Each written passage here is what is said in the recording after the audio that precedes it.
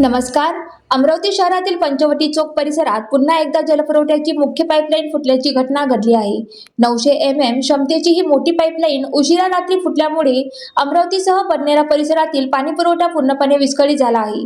मिळालेल्या माहितीनुसार संबंधित पाईपलाईन महाराष्ट्र जीवन प्राधिकरणाच्या अखत्यारीत येते. पाईपलाईन फुटल्याने मोठ्या प्रमाणात पाण्याची नासाडी झाली असून काही ठिकाणी पाणी साचल्याचेही चित्र पाहायला मिळाले.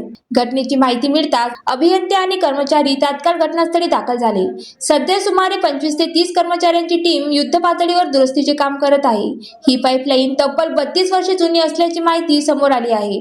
पाण्याचा वाढलेला दाब आणि जुन्या पाईपलाईनची झीज हे फुटीमागील संभाव्य कारण मानले जात आहे. अधिकाऱ्यांनी दिलेल्या माहितीनुसार दुरुस्ती पूर्ण झाल्यानंतर पाईपलाईनची सखोल तपासणी केली जाणार आहे. त्यानंतरच जलपुरवठा सुरळीत करण्यात येईल. त्यामुळे अमरावती आणि बडनेरा येथे काही काळ पाणी पुरवठा बंद राहण्याची शक्यता आहे. दरम्यान नागरिकांनी पाण्याचा संयमित वापर करावा आणि पर्यायी व्यवस्था करून घ्यावी असे आवाहन प्रशासनाकडून करण्यात आले आहे. वारंवार पाईपलाईन फुटण्याच्या घटनेमुळे शहराच्या जलव्यवस्थेबाबत प्रश्नचिन्ह निर्माण होत आहे. ज्वालादीप न्यूज, अमरावती.